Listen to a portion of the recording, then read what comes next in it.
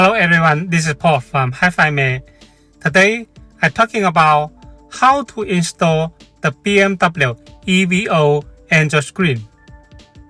Some friends buy the Android screen for EVO car model, but they didn't know how to install it. In fact, it just needs 4 steps. So today, you just follow me step by step and complete the installation. But I'm just talking about how to make the connection and how to make the setting. Because BMW EVO have different car types, the display and radio removal is different. I cannot make a demo in the car, so I just show you the details for connection and the settings. Okay, now let's go. Here is the power connector, like this. And this is the USB cable. There's 2 USB connectors we offer as a backup pass. And this is the GPS antenna, 4G antenna, RCA cable, a tweezer, a setting guide, a paper about the 4G SIM card slot, the installation menu we offer. Here is the original EVO display. On the back, you can see this is the video cable. Connect between the display to original radio head unit. This is the iDrive knob. Everything is fine. Now, we need to connect the Android screen to replace this model. And this is the video connector. Take it out from the original display. This is the USB cable, original USB. This is the original video cable. This is the original power connector. On the original power cable, it don't have optical cable.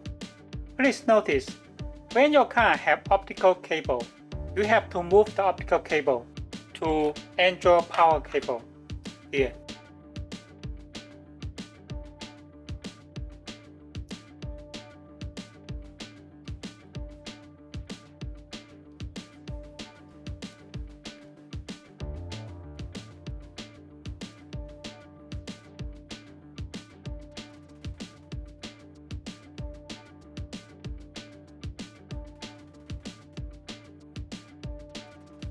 So we just connect the power cable because it don't have original optical cable.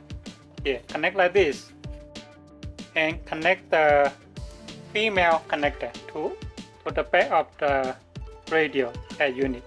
This is the video cable. It connects to the Android screen. Here. That's fine. And of course, you connect the power for the Android screen like this. The USB cable and RCA cable, of course, you need to connect it. Here's the USB cable like this. Now we just connect the power cable here, and the other side connect to the back of the radio. Also connect the video cable, and we also have connect the power cable for Android screen here, and connect the USB cable like this here. From the video you can see the power connection. You just notice when the car have optical cable, you need to move the optical cable to new power cables. Now to connect the USB cable, here you can see this is the original USB. We disconnect this cable, disconnect it, and connect the original cable to this one. This USB cable connect to the back of the Android screen, right? This side connect to this one. Here, there's a USB cable.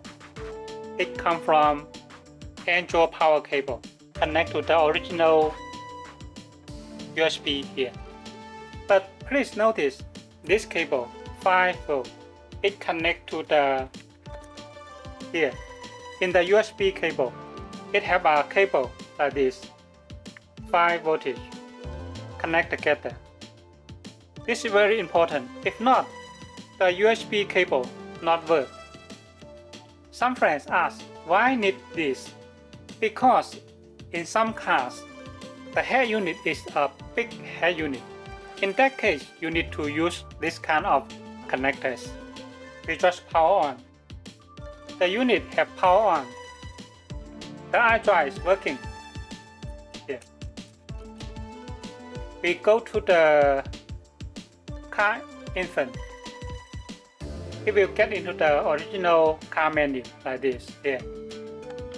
This is the original car interface. Here. You need to choose the USB AUX source in the original menu. That way, it have the sound for the Android screen.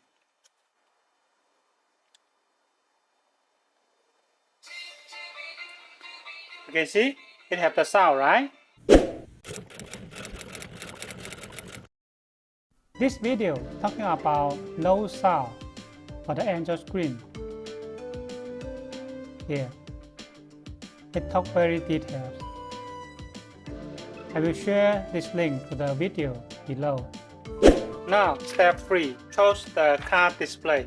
In fact, this car display is correct to show the original car interface because this model is small screen, so it just show like this. Of course, we can try other car types.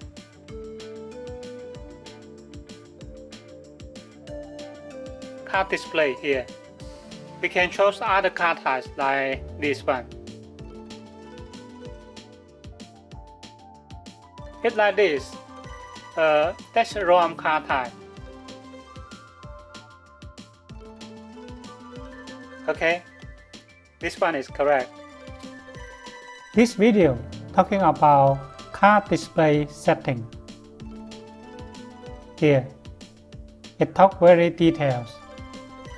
I will put the link to the video below. The step 4 is about CAN setting. There's 4 options for the CAN. In fact, it made a setting according to this list. Here, ID5 menu, ID6 menu. This is the ID5 menu. Here, ID6 menu like this. This is the ID6. And this is the display size 8.8 inch, 6.5 inch, 10.25 inch display size. What's that mean? Here you can see this the small screen. That is 6.5 inch screen. It looks like square here, very small. And this screen is the big screen, wide screen here. They are totally different. And original radio head unit. What's that mean? Big head unit, small head unit, big head unit like this. This is the small head unit, thin here, and the big head unit like this. In fact, you just identify from the photos. Here, this picture can show you the small head unit and the big head unit. This is the small screen and the big screen. So the MCU software just designed based on different EVO car models. In this video, the screen is 6.5 inch small screen and the head unit is small head unit. So I just chose this ID6 X1 and it will work. ID6 X1. The iDrive is working. Here. Here. This is the original car interface. The iDrive is working. But if I chose another one, that will be wrong. Like this one. I chose this one to see how it works. Choose it and you have to wait about 13 seconds. Power off. Later. Okay, now we power off. Later. And then power on again. You can see the iDrive is not work because the CAN setting is not correct. Finally, I have some suggestions. Some friends don't install the unit himself and he asks other people to install it. But I still suggest you to read the instructions first to know the general steps and settings for installation. That way, you can tell the installer for these connections and settings